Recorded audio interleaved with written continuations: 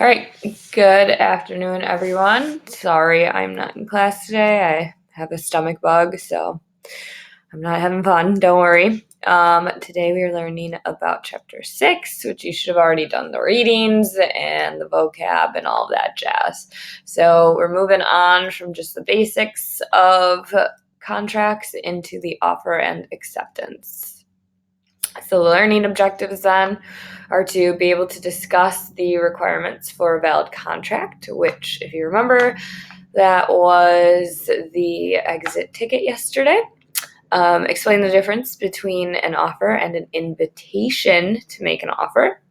Summarize the rules affecting the duration of an offer, as well as define a counteroffer and state the way to accept an offer made by mail. So when it comes to valid contracts, those are created by the agreement of the parties.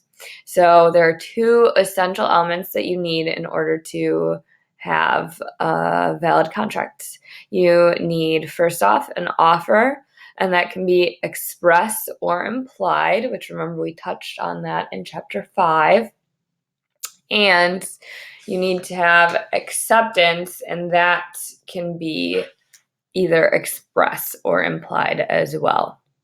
And the party that is making the offer, or the offerer, to the other party accepting the offer is the offeree.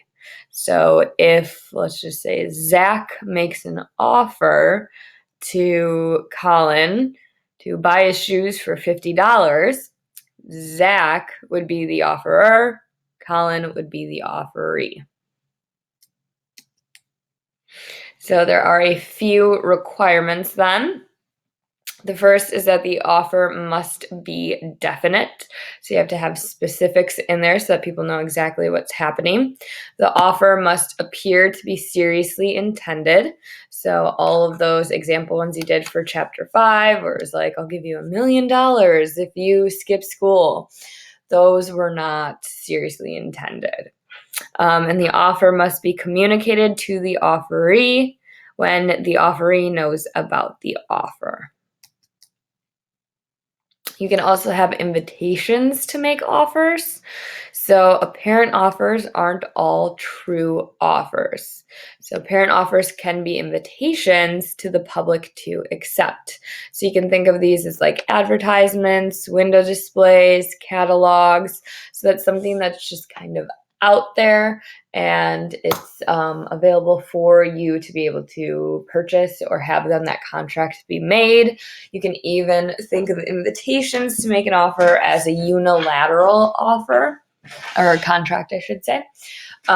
Because if you're just walking by somewhere and you see a sign, it's there. It's an invitation to accept it and to go and do it, but you don't have to. So then when it comes to the duration of the offer, the offerer may revoke an offer at any time before its acceptance. So let's just say that I offer to give Joey an A+ on this test, upcoming test, if he comes to school every single day. And then he's like, let me think about it. And then I go back to him and I'm like, actually, that's not ethical, so I'm not going to do it. So I can revoke that offer. An option cannot be revoked at will, however, and a revocation, of an offer must be communicated to the offeree prior to the acceptance. So if you're making a tweak or something, so maybe instead I say, instead of getting an A+ in the class, I will bring donuts in. That's like that tweak then that can happen, and he can still accept or decline after. An offer is terminated by the lapse of the time specified in the offer. So if you're, making an offer and you say, all right, I need to know by January 1st. If January 1st comes and goes, then that offer is terminated if they have not said anything. Death or insanity of the offerer automatically terminates the offer as well. So I'll give you a real life example. My grandpa passed away before he could sell a vacuum, and then we ended up keeping it. So there's one right there, whereas that offer was no longer valid. Rejection of the offer by the offeree and communication of the rejection to the offerer terminates the contract as well. So if the offer is rejected by the offeree and that communication still happens and the offer terminates the contract, then it's null and void. If the performance of the contract becomes illegal, the offer is terminated as well. So if it starts out as something innocent, I can't think of a good example, but then becomes illegal, it is terminated.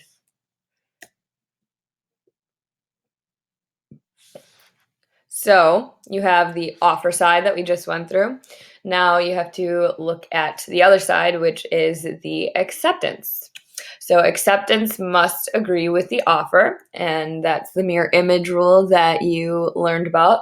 So everybody has to be on the same page. They have to know exactly what the offer is and what the acceptance is, and they need to align. Acceptance must be made by the offeree only. So for example, if Thade tells Peyton that he will pay her $10 to finish his homework that he didn't feel like doing, and Ashwinder overhears and says, I'll take that, that is technically not okay. I mean, yes, this is very simplistic examples, but he was specifically talking to Peyton, so there is no acceptance there. That offeree did not accept. She has the right, Peyton has the right to accept before Ashwinder because she just overheard and tried to get that offer. Now, he could remake the offer and give it to Ashwinder if he wanted to.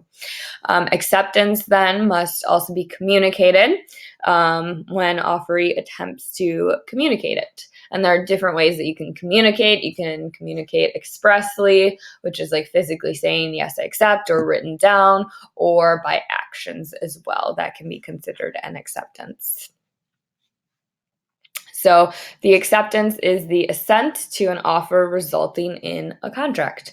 So you have the offer that's out there. It's not technically a contract yet, but once you accept, then you are theoretically signing and you have that contract. And that is really what can be played off of in the law. If something happens, then you can say you accepted this. There were these terms, you have to deal with them.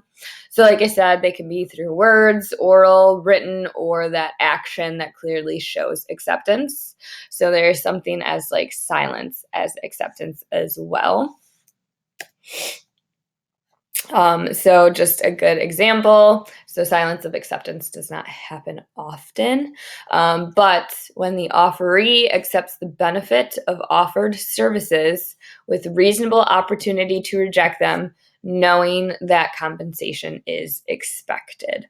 So let's just say that, I'm trying to give a good example here. I have a deal with Zach to mow my lawn throughout the summer until the first snowfall.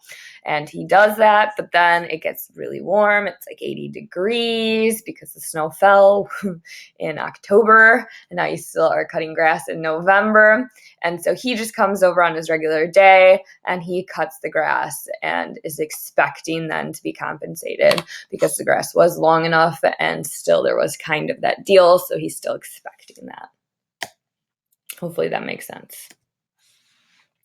Other cases of silent acceptance is when the offeree has given the offerer reason to know the assent might be shown by silence, and in remaining silent, the offeree intends to accept the offer, or when, because of previous dealings, it is reasonable for the offeree to notify the offerer of non-acceptance. So that's basically saying, if I was hey, Zach, don't cut my grass, because even though we have this and you